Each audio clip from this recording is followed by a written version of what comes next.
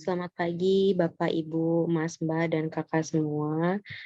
Pada hari ini saya akan membahas PP 50 tahun 2022, pembaharuan tentang ketentuan umum dan peraturan perpajakan.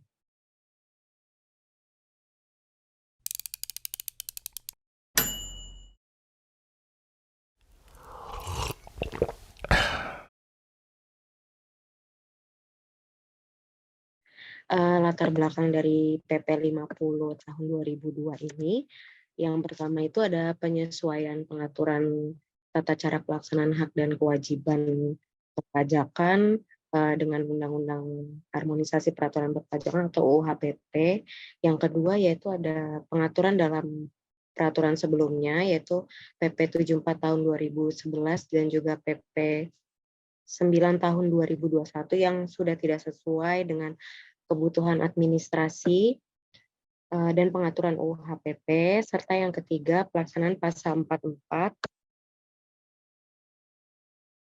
44E ayat 1 terkait pemberian data dalam rangka integrasi basis data dan kependudukan dengan basis perpajakan.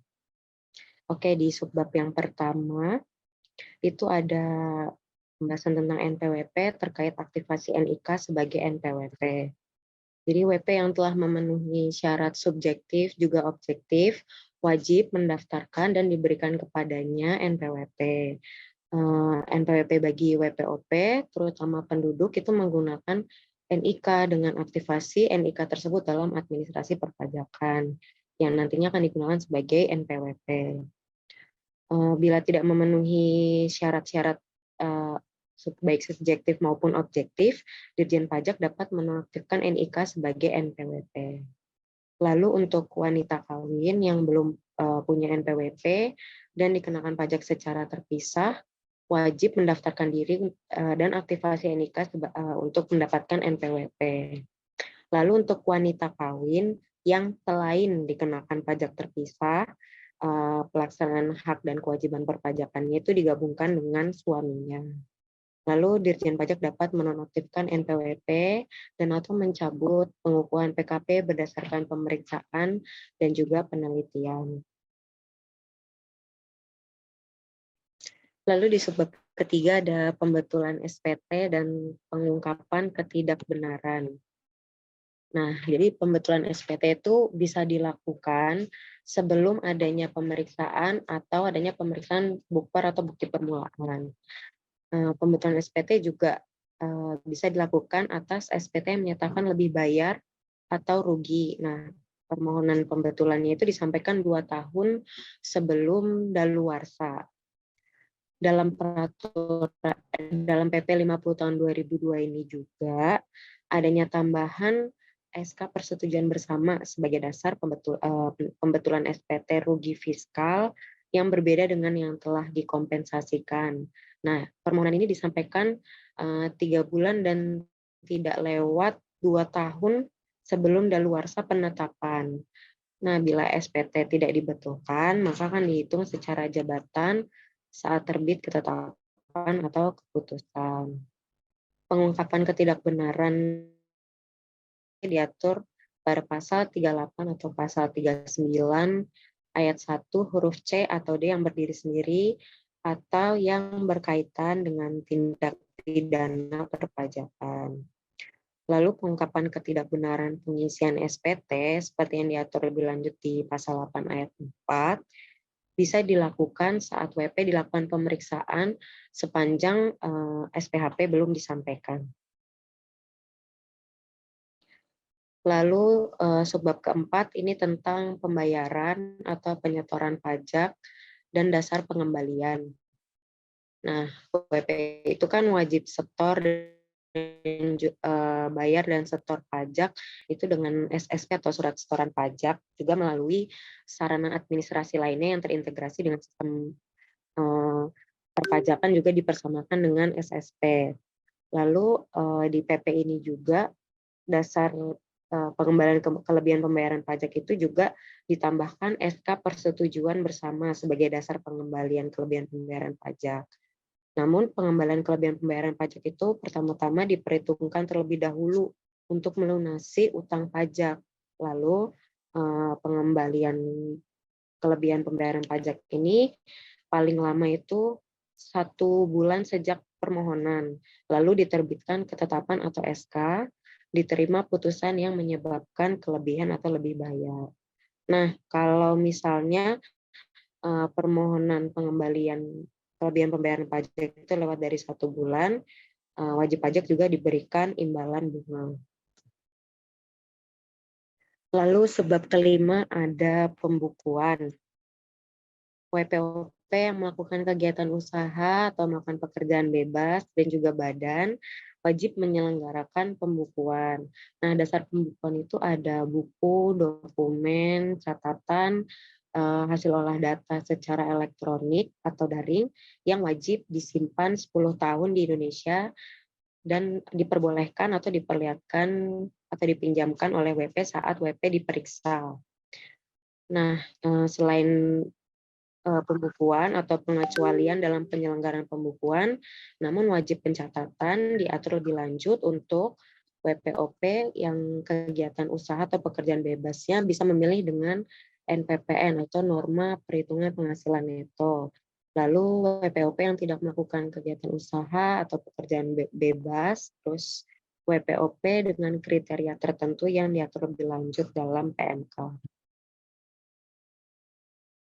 Di subbab ke-6 tentang pemeriksaan, nah Dirjen Pajak itu wajib menyampaikan dan berhak meminjam dokumen WP dalam pemeriksaan ini. Nah, untuk wajib pajak sendiri, kewajibannya itu meminjamkan dokumen, keterangan, informasi lain, terus memberikan kesempatan memasuki ruang kerja apabila pemeriksa sampai visit, dan juga memberikan data atau keterangan lain yang mendukung pemeriksaan. WP, bila WP sedang diperiksa, lalu ditemukan dugaan tindak pidana, kemudian selanjutnya pemeriksaan ditangguhkan dan akan dilakukan bukper atau bukti permulaan.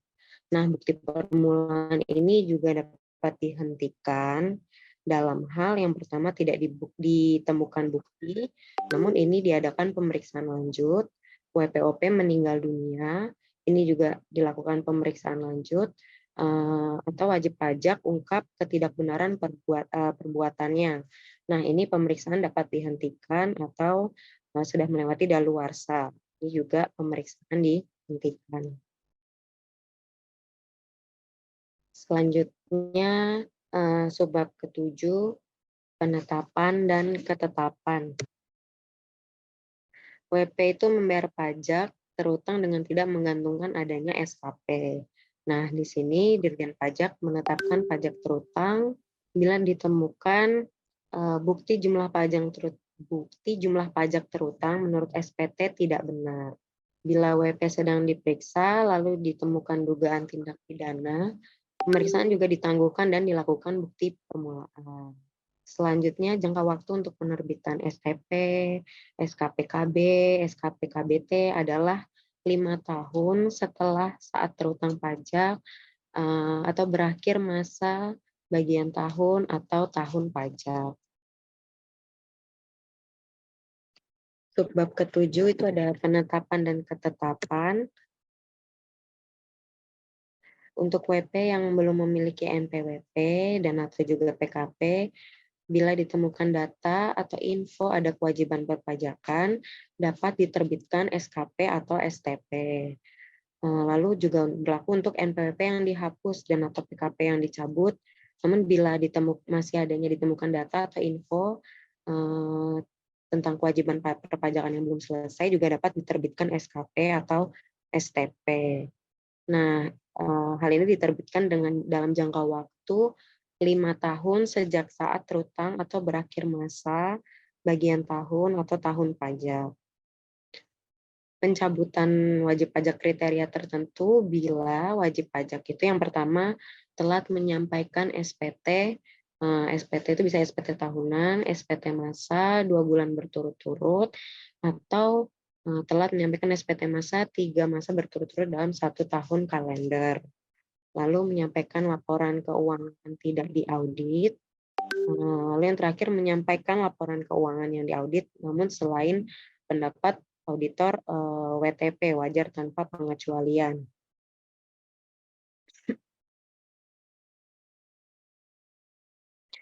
Lalu sebab ke-8 ada keberatan.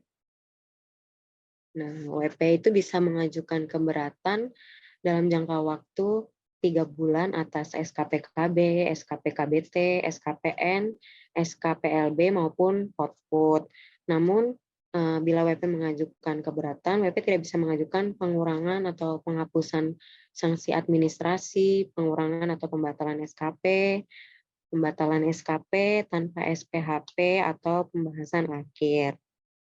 Nah, hasil keputusan keberatan itu ada yang ditolak atau dikabulkan sebagian atau malah menambah utang pajak. Nah, untuk yang keputusan menambah utang pajak juga WP juga dikenakan denda 30% sesuai aturan PP 50 tahun 2022 ini.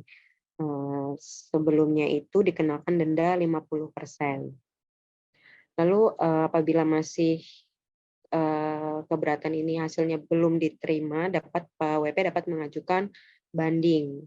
Nah, banding itu juga menghasilkan keputusan ditolak atau dikabulkan sebagian atau menambah utang pajak. Nah, bila akhirnya keputusan itu hasilnya adalah menambah utang pajak, WP juga dikenakan denda sebesar 60%. Setelah aturan sebelumnya itu mengatur dikenakan denda sebesar 100%. Lalu apabila masih kurang puas dari hasil keputusan banding, WP dapat mengajukan PK. PK itu bila hasilnya nanti menambah jumlah pajak yang harus dibayar, itu juga WP dikenakan denda sebesar 60%. Nah, ini pada peraturan sebelumnya belum diatur berapa besarnya persenan denda untuk PK ini. Jadi dalam PP 50 tahun 2022 ini akhirnya dikeluarkan denda sebesar 60% untuk PK ini.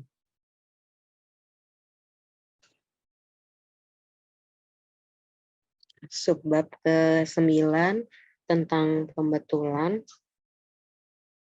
Nah, jadi ketetapan baru yang dapat dibetulkan berdasarkan permohonan WP wajib pajak yaitu surat keputusan pemberian pengurangan PBB, lalu yang kedua surat keputusan pengurangan denda administrasi PBB, dan juga SK persetujuan bersama. Atas permohonan tersebut, keputusan diterbitkan paling lama 6 bulan sejak tanggal surat permohonan pembetulan diterima. Subbab ke-10, pengurangan, penghapusan, pembatalan, dan gugatan. Nah, Dirjen Pajak atas permohonan WP itu dapat mengurangi atau menghapus sanksi administrasi. Nah, ini diajukan maksimal 2 kali. Mengurangi atau membatalkan SKP atau STP yang tidak benar diajukan juga maksimal 2 kali. Lalu yang terakhir membatalkan SKP hasil pemeriksaan. Nah, ini hanya dapat diajukan 1 kali. Bila keputusan permohonan itu keluar paling lama 6 bulan. Bila lewat dari itu maka dianggap dikabulkan. Bila ada putusan gugatan yang membatalkan SKP 17B atau SK keberatan, jangka waktu penerbitannya itu 12 bulan untuk penerbitan SKP atau penyelesaian keberatan tertangguh sejak tanggal terbit SKP atau SK keberatan yang digugat sampai dengan tanggal terbit putusan gugatan. Lalu PP 50 tahun 2022 juga menambah penangguhan penerbitan SKP atau penyelesaian keberatan yang diajukan gugatan. Subbab ke-11 tentang imbalan bunga.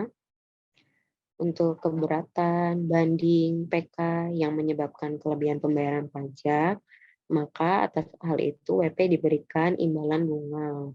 Nah, imbalan bunga ini diberikan berdasarkan tarif bunga per bulan sejak tanggal dimulainya penghitungan imbalan bunga maksimal 24 bulan sejak tanggal penerbitan SKP sampai dengan tanggal diterbitkannya keputusan atau putusan seperti putusan banding diterima oleh Dirjen Pajak, putusan PK juga diterima oleh Dirjen Pajak.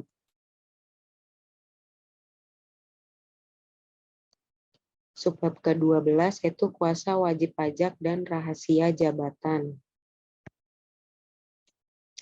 Wajib pajak itu dapat menunjuk yang bisa menjadi kuasanya itu yang pertama dari keluarga, itu baik suami, istri, keluarga sedara atau semenda, sampai dengan derajat kedua. Lalu pihak lain seperti konsultan pajak dan bukan konsultan pajak tentu harus setidaknya memiliki kompetensi tertentu dalam aspek pajak.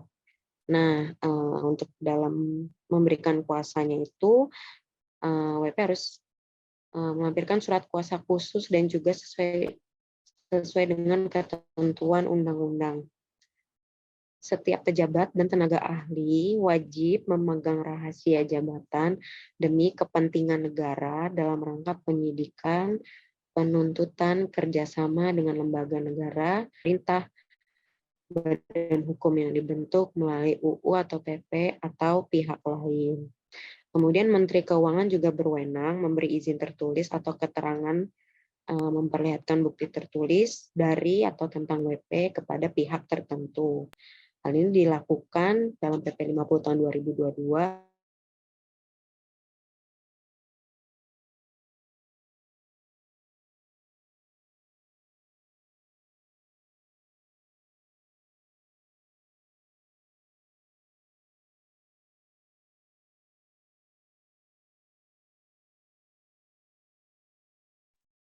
Halo, Mbak Dini? Halo, Dek. Putus ya tadi ya? Iya, keluar tiba-tiba. Sampai mana ya tadi? Coba slide Dea yang terakhir yang mana? No internet connection tadi. Kayaknya internet kantor kali. Sampai sini, Mbak? Iya. Oke, benar. Oke.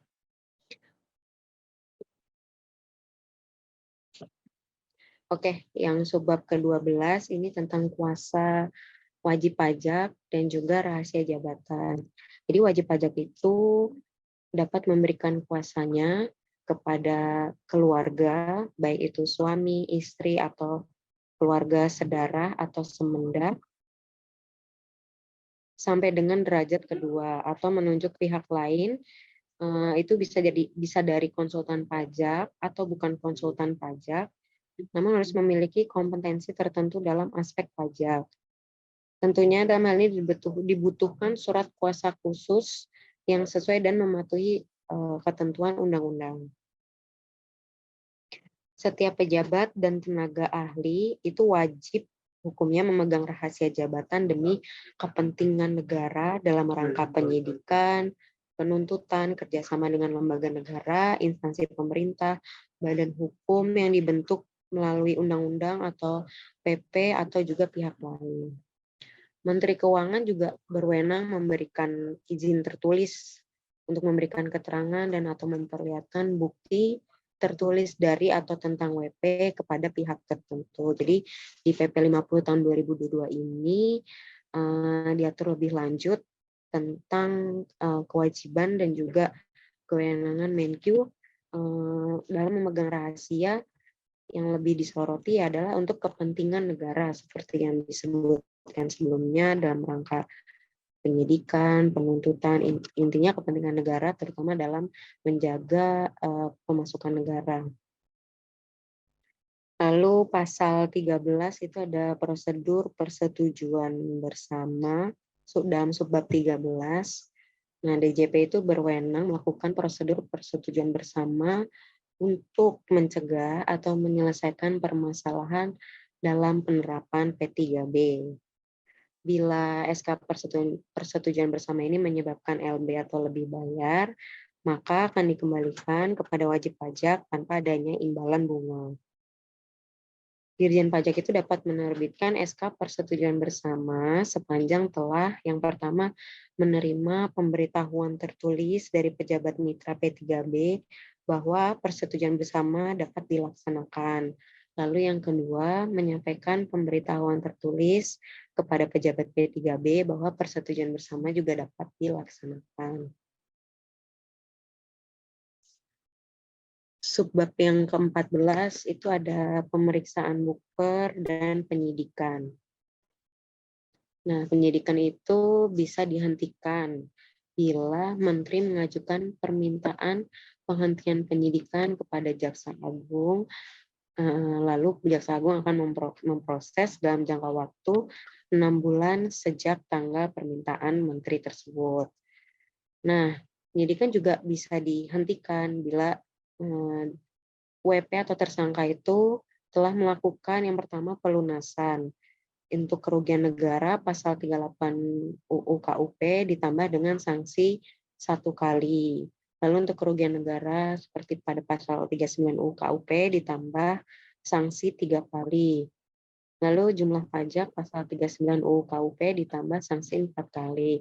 Atau diterapkannya sanksi paling tinggi untuk ancaman alternatif atau sanksi secara kumulatif untuk ancaman kumulatif.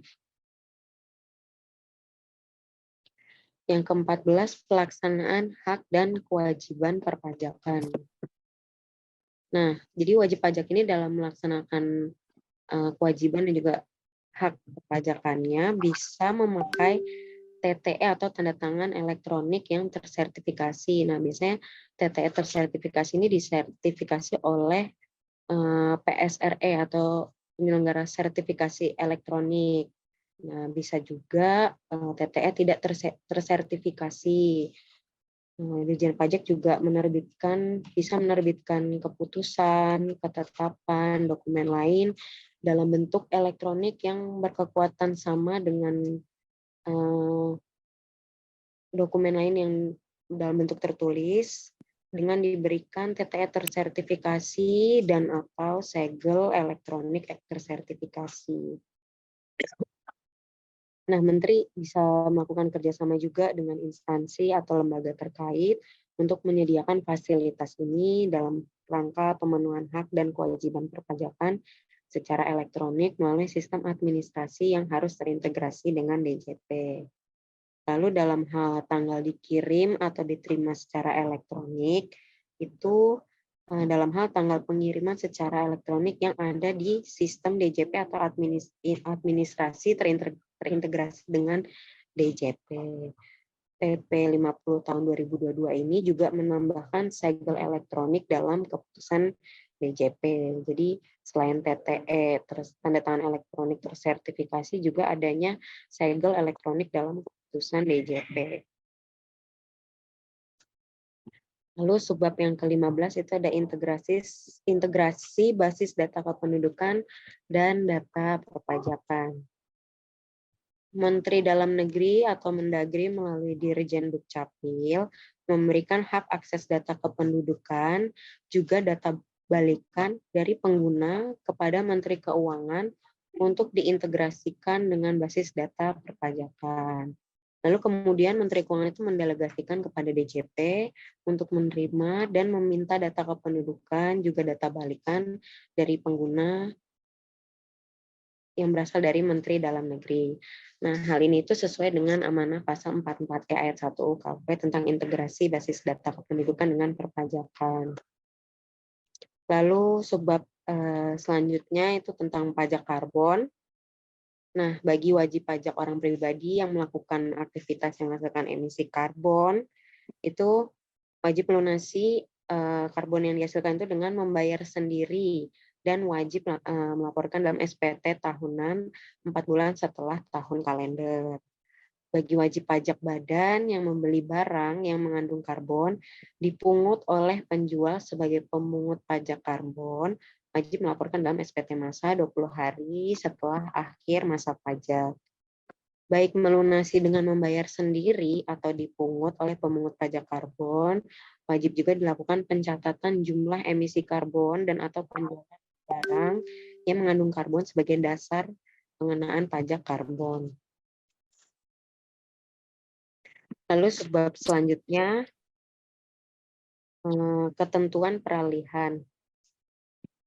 Nah, jadi di sini adalah summary ketentuan peralihan yang diatur lebih lanjut dalam PP 50 tahun 2022. Ini yang pertama, ada sanksi pasal 13 ayat 3B, SKP yang terbit sejak 29 Oktober 2021 menggunakan suku bunga acuan ditambah uplift 20% setelah dalam aturan sebelumnya, yaitu kenaikan sebesar 50% dan 100%. Sanksi pasal 13 ayat 3C dan juga 3D SKP yang terbit sejak 29 Oktober 2021 juga pakai sanksi administrasi kenaikan 75% setelah peraturan sebelumnya itu kenaikan 100%.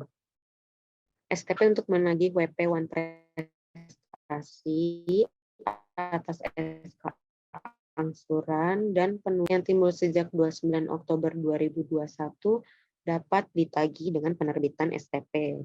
Lalu selanjutnya sanksi SK keberatan, putusan banding, dan PK atas keputusan atau putusan yang terbit sejak 29 Oktober 2021 pakai sanksi administrasi kenaikan 30%, 60%, dan juga 60%. Ini urut ya, putusan keberatan, banding, dan juga PK.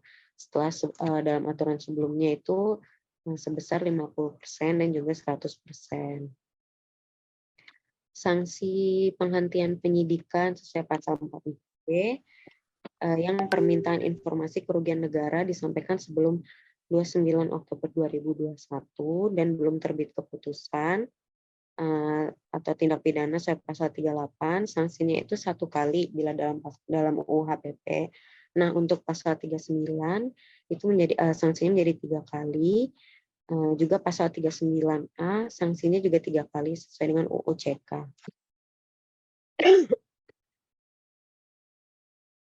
Lalu selanjutnya prosedur persetujuan bersama itu dilaksanakan sampai dengan 31 Desember 2022, ditindaklanjuti dengan PP 74 tahun 2011. Lalu untuk keputusan elektronik tanpa segel elektronik itu masih diakui keabsahannya sampai tersedia segel di DJP. Untuk penunjukan kuasa wajib pajak sesuai ketentuan PP 74 tahun 2011 sampai dengan diberlakukannya peraturan pelaksanaan kuasa. Jadi masih berlaku sesuai dengan ketentuan PP 74 2011 nanti sampai dengan sebelum akhirnya diberlakukan peraturan pelaksanaan kuasa. Lalu yang terakhir, subbab terakhir ada ketentuan penutup. Nah, untuk jangka waktu penerbitan keputusan elektronik dan tanda tangan elektronik itu paling lama 5 tahun sejak PP ini berlaku. Untuk PP 74 tahun 2011 itu tetap berlaku sepanjang tidak bertentangan dengan PP ini. PP 74 tahun 2011 serta pasal 6 dan pasal 9 PP 9 tahun 2021 dicabut dan dinyatakan tidak berlaku. Nah, PP 50 tahun 2022 ini berlaku sejak tanggal diundangkannya, yaitu 12 Desember 2022 lah. Oke, sekian review PP 50 tahun 2022 pada pagi hari ini. Untuk kurang dan lebihnya saya mohon maaf. Terima kasih. Persilahkan apabila ada pertanyaan